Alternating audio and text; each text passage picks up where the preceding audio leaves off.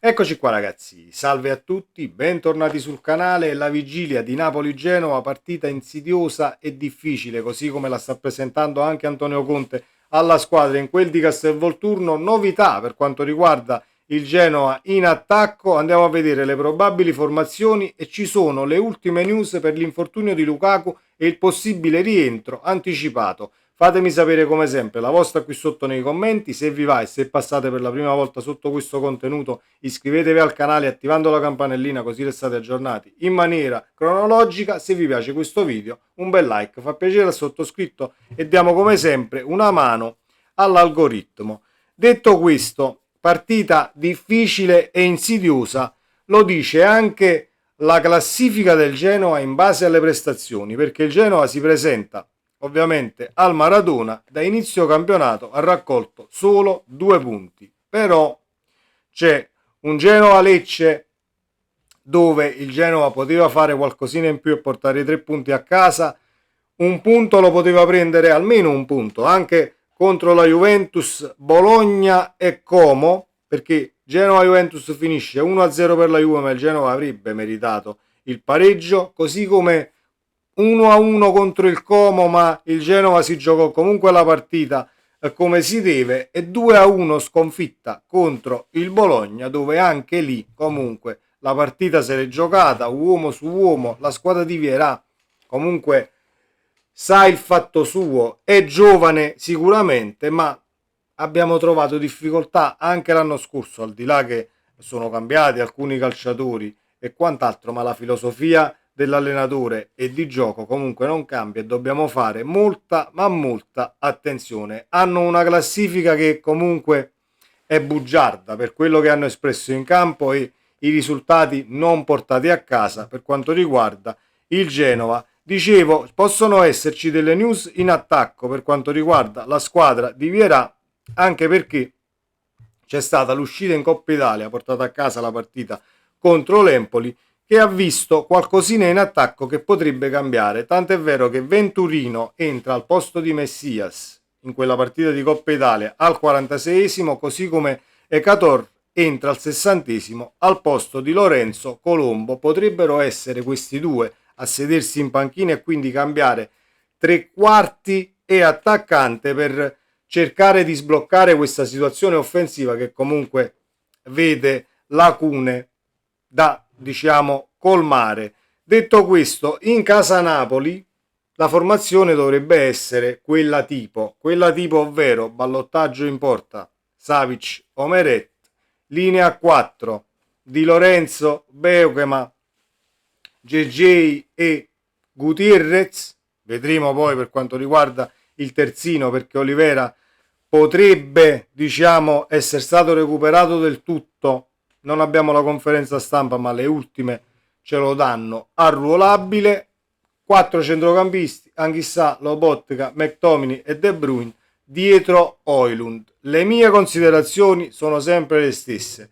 Nel caso non dovesse funzionare, ci allarghiamo, così come abbiamo fatto nell'uscita in Champions. Ha portato i suoi frutti e porterà i suoi frutti questa situazione comunque di Neres e Noalang, che possono a partite in corso comunque spaccare il match e creare situazioni pericolose nel caso poi ce ne fosse bisogno e la partita, diciamo, si mette su un binario difficoltoso, ecco, mettiamola così. Io l'unica considerazione che volevo fare e condividere con voi per quanto riguarda la formazione: battezzerei Spinazzola a destra. Spinazzola sta bene e non sarà convocato per le nazionali, quindi Di Lorenzo ancora un turno di riposo, poi parte per le nazionali e comunque avrà partite nelle gambe da dover giocare. Se Spinazzola sta bene e quindi ritrovato, a destra io schiererei Spinazzola e terrei Di Lorenzo ancora un turno a riposo per farlo veramente riprendere alla grande. Poi va in nazionale, si gioca le partite in nazionale e quindi abbiamo le alternative, anche se sembra una soluzione, diciamo, adattata. Spinazzola quei cross di destro ad uscire, perché poi si ritrova sulla fascia dove il cross di destra arriva ad uscire, mi piacciono e non poco. Detto questo, ci sono delle ultime news per quanto riguarda Lukaku, ma ci arriviamo perché Conte da Castelvolturno, ovviamente tramite i giornalisti che per poco possono assistere ad alcune fasi dell'allenamento, qualcosina trapela e Conte la sta preparando benissimo. È una partita molto ma molto difficile e noi dobbiamo fare per forza, e sottolineo per forza, 3 punti, anche perché si scontrano Juventus e Milan, quindi qualche cosa o uno o l'altro la perdono, poi esce una X magari e guadagniamo, scusate, 2 punti su tutte e due. Meglio ancora, però, visto che c'è questo scontro diretto, noi dobbiamo fare il nostro nella maniera più assoluta. Detto questo, ci sono delle novità per quanto riguarda l'infortunio e il recupero di Lukaku, che a quanto ci fanno sapere e leggiamo tra poco, brucia le tappe e potrebbe rientrare prima del previsto. Romelu Lukaku fa sapere che il suo recupero va avanti a gonfie vele e che potrebbe bruciare le tappe in termini di tempistica per tornare in campo con la maglia azzurra. Lo racconta quest'oggi il mattino, eccetera, eccetera, svelando di un possibile recupero anticipato intorno a metà dicembre. L'attaccante belga si è fatto male a metà agosto e potrebbe dunque rientrare prima rispetto alle previsioni di gennaio. L'obiettivo potrebbe essere la Supercoppa italiana, ma naturalmente serviranno altri aggiornamenti per fare il punto della situazione con più precisione.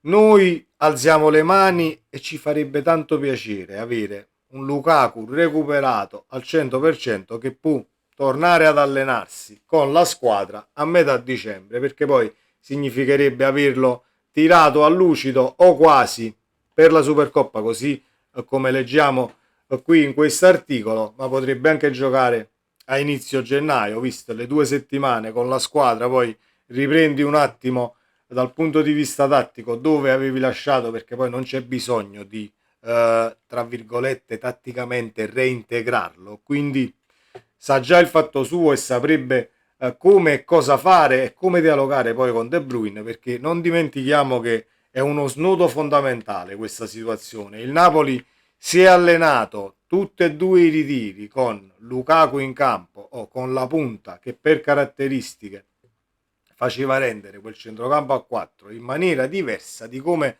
poi diciamo lo stiamo vedendo adesso. Quindi ecco perché questa situazione dei Fab Four o questo centrocampo a 4 non deve essere bocciata o accantonata, o è una cosa che non funziona. Assolutamente no, c'è bisogno di equilibrio in tutte e due le situazioni. Io l'ho già detto nel video che abbiamo fatto analizzando la partita con lo Sporting Lisbona, tornando anche un attimo indietro al Milan e le apparizioni del Napoli in questa stagione. Finora è una condizione che funziona quando la squadra avversaria comunque si gioca la partita, ma abbiamo visto che contro lo Sporting, pur trovando una squadra che comunque viene in avanti, cerca di farti male e quant'altro, loro sono rimasti comunque molto stretti sia tra le linee che in ampiezza, e quindi era un pressing stretto quasi al rettangolo, come abbiamo evidenziato con la lavagna nell'ultimo contenuto. Se non l'avete visto potete andarlo ovviamente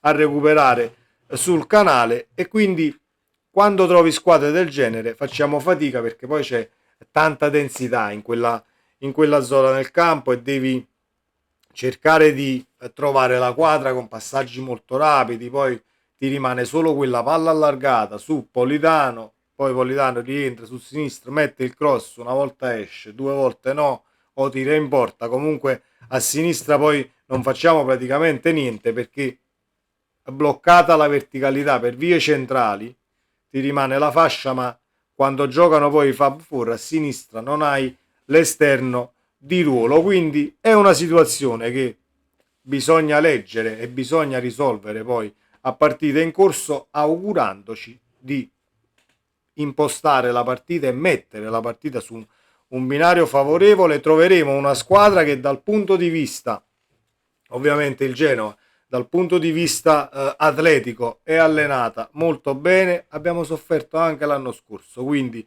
non è che stiamo qui a scoprire l'acqua calda. Il Napoli deve fare una partita impeccabile per arrivare poi sosta delle nazionali, primi in classifica ancora con Juve-Milan che si deve giocare e quindi qualcosa la guadagni nel caso fai i 3 punti, tranquilli, la pausa per le nazionali, l'ennesima pausa per le nazionali, sperando sempre, ma poi ci arriveremo che non perdiamo qualche pezzo per strada. Fatemi sapere cosa ne pensate, ovviamente. Buona partita a tutti in quel di domani, nel caso poi arrivano notizie e ultime news da qui a domani mattina, noi ci rivedremo comunque sul canale stesso e colgo l'occasione a fine video per chi è arrivato ovviamente alla fine. Cappellino degli Oraios, la mia band, ragazzi. Oraios Deception è il secondo album. Se andate su tutti gli store digitali e diciamo cercate con il nome Oraios vi escono 2 album, alcuni singoli. Comunque chi vuole ascoltare un po' di musica in questo weekend, fatemi sapere